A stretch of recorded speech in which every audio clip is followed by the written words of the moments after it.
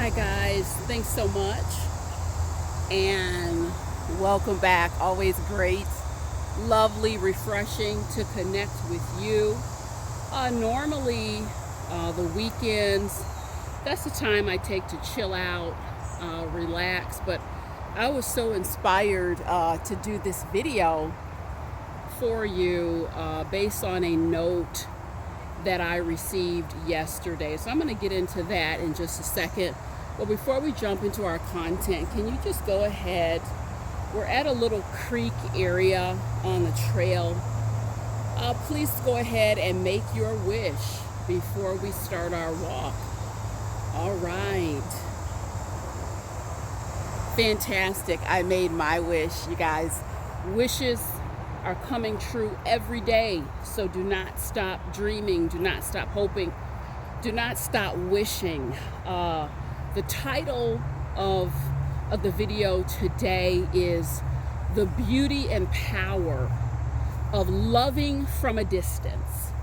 The beauty and power of loving from a distance. I mean, so often we give loving from a distance such a bad rap, and it's just not. It's not right, it's not fair, and a note that I received yesterday really hit the power of making that choice to love from a distance. It hit it home in no short order. I received a note from an individual, very short, very sweet, came in the mail.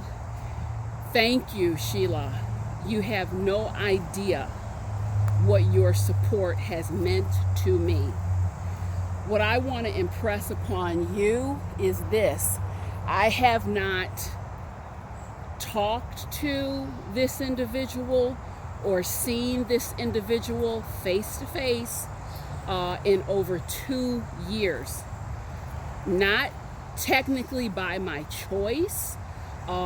It really just came down to the fact that this relationship, every time I tried to love, if you will, up close and personal, it would just blow up on me.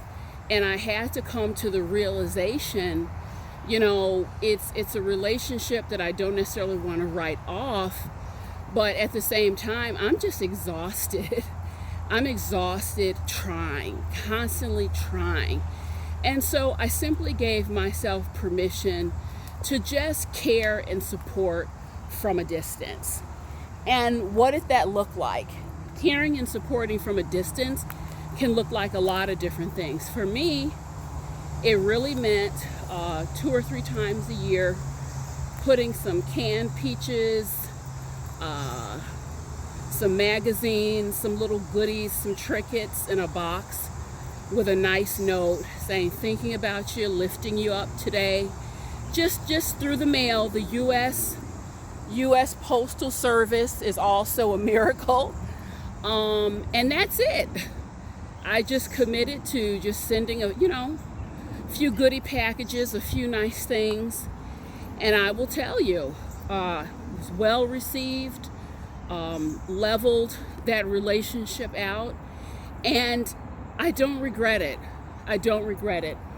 What I've come to know and realize over time, and this may be a bit difficult for some of you to swallow, but you understand this content is really about sharing the truth with you as I know it.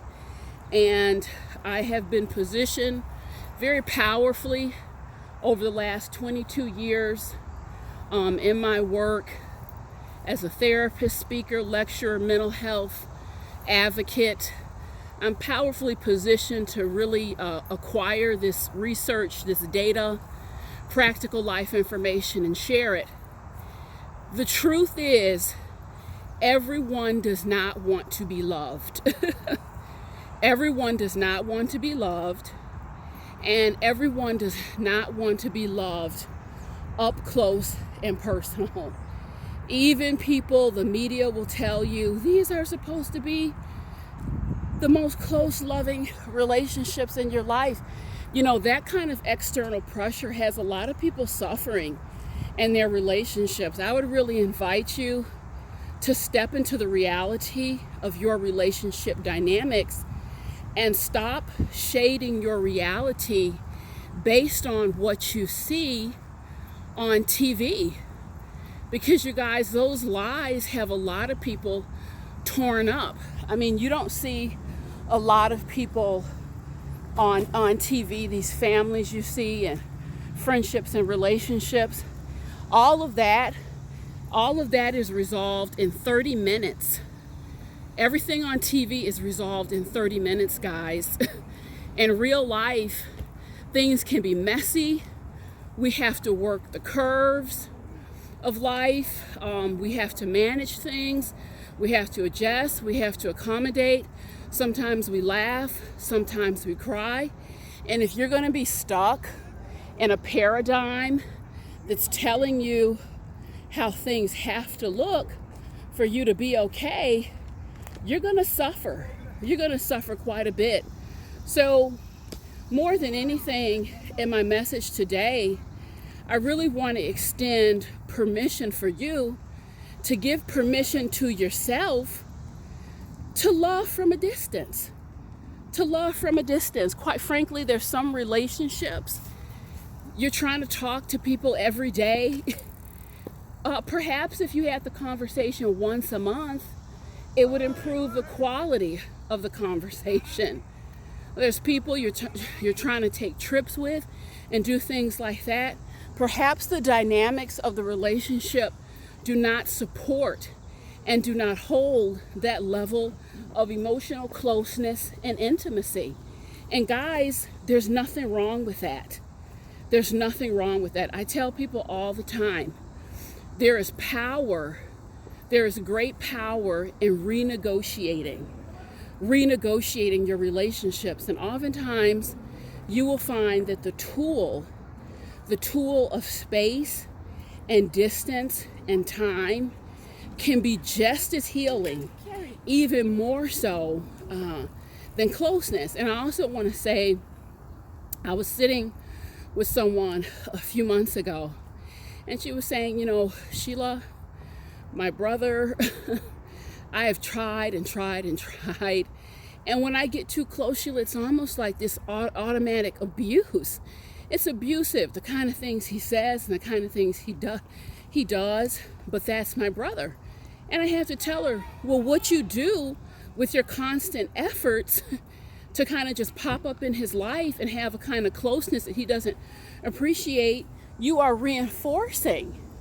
Unknowingly, you are reinforcing his abusive characteristics. Why don't you stop? Back off. You're trying to pop up every other week.